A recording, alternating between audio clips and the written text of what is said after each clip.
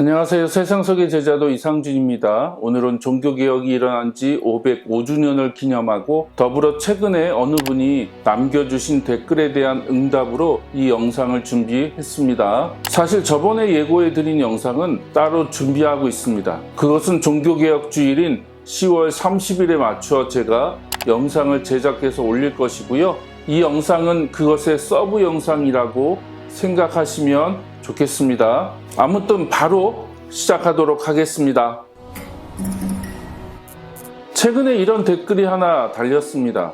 먼저 오해의 소지를 해소하기 위해 이 말씀을 드리고 싶습니다. 제가 지금 이분의 댓글을 비난하거나 공격하기 위함이 절대 아니라는 것입니다. 많은 분들이 잘 모르시는데 여러분이 지금 시청하시는 유튜브도 SNS로 분류가 됩니다. 그러니까 유튜브의 중요한 목적 중에 하나는 소통입니다. 구독자나 시청자가 댓글로 의견을 남기면 거기에 다시 댓글이나 이런 영상을 남김으로써 소통을 하는 것입니다. 그러니 제가 이분을 비난하거나 공격하기 위함이 아니라 이런 비슷한 생각을 가지신 분들과 소통하고 저의 의견을 나누기 위함이라는 것을 꼭 기억해 주시기 바랍니다. 다시 본론으로 돌아가서 이분이 남기신 댓글을 간단하게 살펴보았으면 좋겠습니다. 이분은 제가 구원이라는 것이 죽어서 천국에 가는 것이 아니라고 했더니 사도 바울의 예를 들면서 사도 바울이 땅의 모든 것을 배설물로 여기며 고난 속에서도 기쁨과 감사로 달려갈 수 있었던 것은 본향 곧 천국에 대한 소망을 가지고 있었기 때문이라고 저를 설득하고 계신 것 같습니다. 제가 제대로 잘 읽었나요? 여러분도 그렇게 읽혀지시나요? 그렇죠. 제가 제대로 읽었죠? 오늘은 이 댓글에 대한 저의 의견을 여러분과 나누고 싶습니다. 더불어 이것이 종교개혁의 역사와도 연결되기 때문에 앞에서 종교개혁을 살짝 언급한 것입니다. 어디서부터 어떻게 설명하는 것이 좋을지 고민을 많이 했습니다.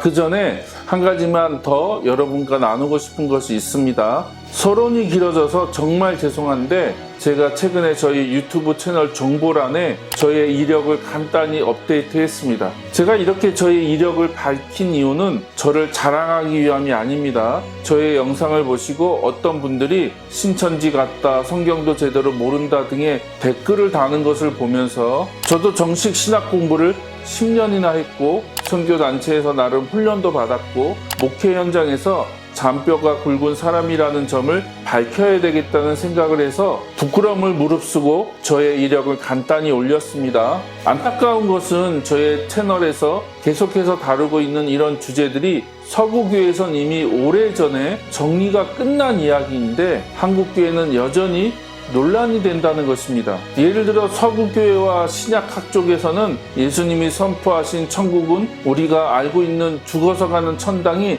아니라는 것은 이미 논란의 여지가 없습니다. 하지만 한국교회는 우물 안의 개구리가 되어 그런 이야기를 하면 마치 이단의 가르침인 것처럼 취급을 합니다. 더 안타까운 것은 신학 공부를 전문적으로 하지 않은 일반 교인들은 그런 주장을 할 수 있다고 생각합니다. 그런데 목회자들이 그런 가르침을 여전히 목회 현장에서 하고 있다는 것입니다. 그 이유는 둘 중에 하나입니다. 하나는 신학 공부를 제대로 하지 않았기 때문이고 다른 하나는 알고는 있지만 용기가 없기 때문입니다. 저는 개인적으로 많은 목회자들이 신학 공부를 제대로 하지 않아서 이런 문제가 발생하고 있다고 생각합니다. 이것은 신약 개론이나 복음서, 바울 서신을 조금만 공부해도 금방 알 수 있는 문제입니다. 그리고 다시 한번 강조하지만 서구 신학계, 특히 신약학에선 이미 정리가 끝난 이야기입니다. 더 이상 새로운 이야기가 아닌데 유독 한국에서는 이런 이야기를 하면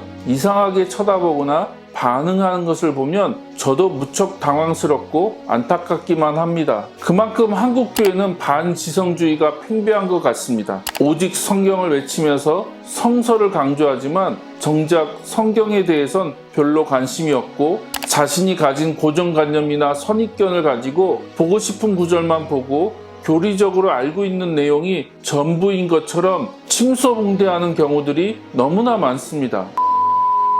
다시 본론으로 돌아가서 앞에서 소개한 댓글에 대한 저의 의견을 나누겠습니다. 가장 먼저 결론부터 명확하게 밝히자면 사도 바울이 가진 소망은 천국 소망이 아니라 예수 소망, 혹은 부활 소망이라는 것입니다. 이것을 확인할 수 있는 성경 구절이 몇 군데 있는데 그 전에 왜 사람들이 이런 오해를 하는지에 대해서 먼저 살짝 살펴보는 것이 좋을 것 같습니다. 저는 한국교회가 그동안 중요하게 외치고 가르쳤던 신앙을 세 개의 단어로 요약할 수 있다고 생각합니다. 첫째가 복음이고, 둘째가 구원이며, 셋째가 천국입니다. 이 세 단어는 논리적으로 서로 연결이 되어 있습니다. 예수님과 초대교회 사도들이 선포한 복음을 통해 구원을 받아 천국에 가는 것이 우리가 믿는 신앙의 본질이며 핵심이라는 것이죠.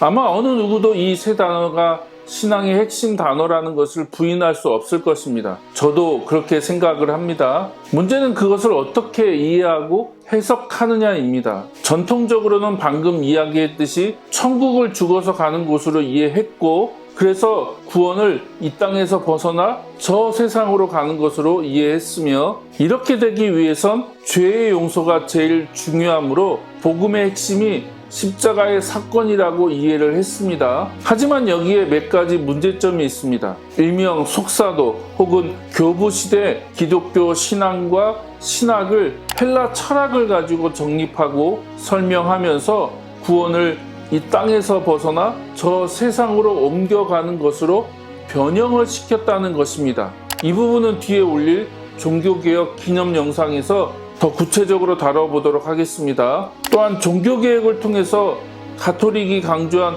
행위가 아니라 믿음으로 의롭다함을 얻는다, 즉 이신칭의를 강조하면서 칭의를 구원 사건의 핵심으로 이해를 했고, 그렇기 때문에 구원은 죽어서 하늘에 있는 천국으로 옮겨가는 것이고, 더불어 이런 천국과 구원을 사도 바울의 서신 중에서도 로마서나 갈라디아서를 중심으로 정리함으로써 복음을 오직 죄를 용서하는 십자가의 복음으로만 국한시켜 버렸다는 것입니다. 그러면서 동시에 바울 서신을 중심으로 복음서나 구약 성경을 이해하고 해석하는 작업을 지금까지 시도해 왔습니다.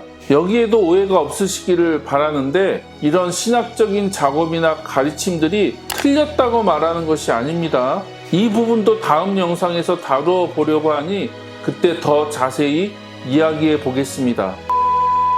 오늘 제가 말하고 싶은 것은 우리가 지금까지 읽어왔던 그 순서를 바꾸어 제대로 읽어내고 정리해야 한다는 것입니다. 그러니까 예수 메시아가 오셔서 선포하시고 성취하신 복음과 구원, 천국 메시지가 있고, 그것을 이어받아 초대교회가 선포한 메시지가 있고, 뒤이어 사도 바울이 선포한 메시지가 있는데, 이것을 우리는 지금까지 거꾸로 읽어왔다는 것입니다. 하지만 이제 하나님이 예수님을 통해서 역사의 시간 안에 성취하시고 이루어 가신 시간의 순서대로 바르게 다시 읽어내야 하고 정리해야 하는 작업이 필요하다는 것입니다. 감사하게도 지금까지 여러 학자들의 신학적인 작업을 통해서 어느 정도는 정리가 되어 있습니다.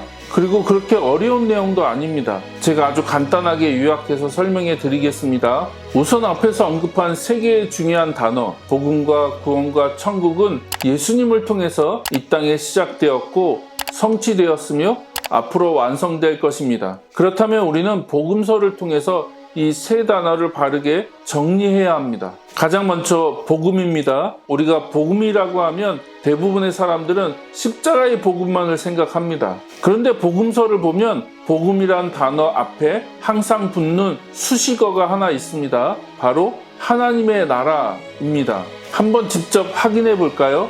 먼저 신뢰성을 확보하기 위해서 대한성서공회에서 제공하는 성경 검색 프로그램을 이용해 보겠습니다. 대한성서공회 홈페이지에 접속하시고 메뉴를 보시면 성경 검색 기능이 있습니다. 이것을 클릭하시고 먼저 가장 많이 사용하고 있는 개역 계정으로 사복음서 안에 복음이란 단어가 어디에 어떻게 사용되고 있는지 검색해 보겠습니다. 결과를 보면 20개가 검색되었는데 마태복음은 주로 천국복음이란 용어가 사용되고 있고, 마가복음에서는 예수 그리스도의 복음, 하나님의 복음, 그리고 하나님 나라와 연결해서 복음이란 용어를 사용하고 있음을 확인할 수 있습니다. 마지막으로 누가복음을 보면 정확하게 하나님 나라의 복음이란 용어를 사용하고 있죠. 재밌는 것은 요한복음은 복음이란 단어를 전혀 사용하고 있지 않다는 점입니다. 이것을 정리하면 다음과 같습니다. 복음서에서 복음은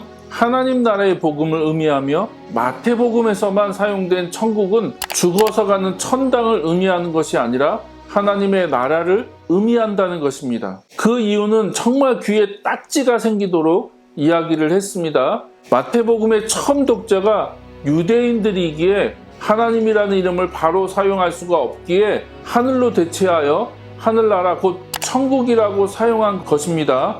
그러니까 천국이나 하나님의 나라는 같은 의미를 가진 용어라는 거죠. 이것까지 아니라고 하시면 더 이상 할 말은 없습니다만 이것은 이미 오래전에 정리가 끝난 개념이기에 다시 언급할 필요조차 없는 이야기입니다.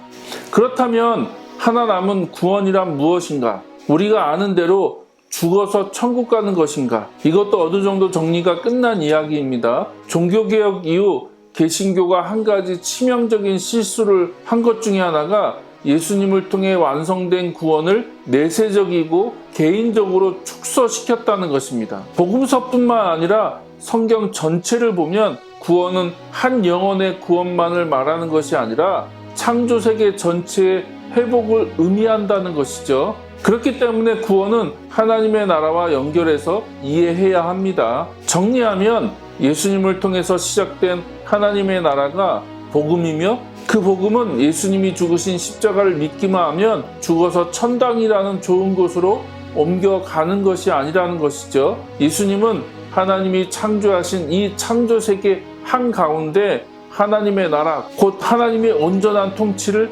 회복하시기 위해 오셨으며 당신의 삶으로 직접 그것을 보여주셨고 가르치셨고 선포하셨습니다. 그것을 이해하고 믿고 자신의 온 삶으로 따르면 하나님 나라의 백성이 되는데 성경은 그것을 구원받았다라고 표현합니다. 그러므로 구원을 받았다는 것은 단순히 죽어서 천국에 가는 것이 아니라 이 땅에 하나님의 나라를 이루어가기 위한 예수님의 부르심, 예수님이 시작하신 하나님 나라 복음의 프로젝트에 참여하는 삶을 산다는 것을 의미합니다. 이것이 최종적으로는 예수님의 다시 오심으로 하늘이 아니라 이 땅에 완성될 것입니다. 성경은 그것을 새하늘과 새 땅이라고 부른다는 것이죠. 재미있는 것은 이런 예수님의 하나님 나라 복음을 전수받은 사도들, 정확히 말하면 예루살렘 교회는 그 중에서도 예수님의 부활을 강조했습니다. 사도행전 2장 14절 이하를 자세히 읽어보시기 바랍니다. 이 본문이 초대교회의 첫 번째 공식적인 선포이자 설교인데 이 베드로의 설교를 살펴보면 세 가지로 요약이 됩니다. 첫째는 너희가 비방하는 것처럼 대낮부터 술에 취한 것이 아니라 요엘서에 약속된 성령님이 임하셨다는 것이고, 둘째는 예수 그리스도의 공생애와 십자가의 죽음 그리고 부활과 승천을 언급하는데 그 모든 것이 하나님이 하신 일이라는 것입니다. 셋째는 이 설교의 결론인데 36절을 보면 하나님이 그런 예수를 주와 그리스도가 되게 하셨다는 것입니다. 더불어 너희들도 이 사실을 믿으면 우리가 받은 것처럼 성령을 선물로 받을 수 있다는 것이죠. 그러므로 오순절날 성령이 임하신 것은 방언 체험이나 은사 체험, 어떤 능력을 부여하기 위해서 오신 것만이 아닙니다. 하나님이 약속하신 성령님이 오신 목적은 예수님의 공생애와 십자가와 부활, 승천으로 시작하시고 성취하신 하나님의 나라의 완성을 위해 헌신할 새 언약의 백성들 안에 내주하시기 위해 공식적으로 임하신 것입니다. 여기서도 죽어서 천국에 가는 개념은 존재하지 않습니다. 계속해서 말씀드리지만 구약이든 신약이든 신자들을 내세의 좋은 세상으로 데려가시는 것이 하나님의 목적이 아니라는 것이죠. 오히려 하나님은 죄로 인해 깨어지고 망가진 이 창조 세계 안에 하나님의 나라를 회복해 가시기를 원하십니다. 그런데 사도행전을 계속 읽어보면 초대교회가 여기서뿐만 아니라 계속해서 부활의 증인으로서 예수님의 부활을 전하고 있다는 것을 발견할 수 있습니다. 이것은 사도 바울도 예외가 아닙니다. 우리가 잘 아는 대로 사도 바울의 회심도 결국 다메섹 도상에서 부활하신 주님을 만남으로 시작되었고 그 이후로 사도 바울은 부활의 증인으로서 살아간다는 것을 발견할 수 있습니다. 증거 본문이 여러 군데 있는데 살짝 살펴보길 원합니다. 먼저 사도행전 17장 18절입니다. 새 번역으로 같이 읽어 보겠습니다. 그리고 몇몇 에피쿠로스 철학자와 스토아 철학자도 바울과 논쟁하였는데 그 가운데서 몇몇 사람은 이 말쟁이가 도대체 무슨 소리를 하려는 것인가 하고 말하는가 하면 또 몇몇 사람은 그는 외국 신들을 선전하는 사람인 것 같다 하고 말하기도 하였다. 그것은 바울이 예수를 전하고 부활을 전하기 때문이었다. 끝부분에 뭐라고 되어 있습니까? 사도 바울이 무엇을 전했다고 요약하고 있습니까? 예수를 전하고 부활을 전했다고 되어 있죠. 사도 바울은 죽어서 가는 천국으로서의 복음을 전한 것이 아니라 예수 그리스도를 전했고 그분의 부활을 전했습니다. 그 다음 증거 본문은 사도행전 23장 6절입니다. 이 구절도 새 번역으로 같이 읽어볼까요? 그런데 바울이 그들의 한 부분은 사두 계파 사람이요 한 부분은 바리새파 사람인 것을 알고서 의회에서 큰 소리로 말하였다. 동포 여러분, 나는 바리새파 사람이요 바리새파 사람의 아들입니다. 나는 지금 죽은 사람들이 부활할 것이라는 소망 때문에 재판을 받고 있습니다. 이 구절과 연결해서 사도행전 24장 15절과 21절 그리고 26장 23절도 같이 살펴보면 좋겠습니다. 같이 읽지는 않겠지만 사도 바울은 지금 재판을 받고 사람들의 고발을 받는 이유는 자신이 선포하는 부활에 대한 소망 때문임을 분명하게 밝히고 있습니다. 재밌죠? 사도행전은 계속해서 초대교회가 선포한 복음이 부활의 소망이라고 밝히고 있습니다. 그리고 이 부활의 소망은 죽어서 우리의 영혼만 저 하늘로 간다는 가르침과 정면으로 배치된다는 것을 여러분은 인식하셔야 합니다. 왜냐하면 우리는 물질 세계가 아닌 영적인 세계로 구성된 하늘로 간다고 하면서 부활을 한다고 가르치고 있기 때문입니다. 육체의 부활은 창조 세계의 온전한 회복과 연결되는 개념입니다. 그러니까 우리는 하늘로 가는 것이 아니라 승천하신 주님이 다시 오실 때 부활하여 그분에 의해 완성되고 회복될 이 땅, 곧 새하늘과 새 땅에서 육체를 가지고 영원히 살 것입니다. 마지막으로 사도 바울의 직접적인 고백을 같이 살펴보겠습니다.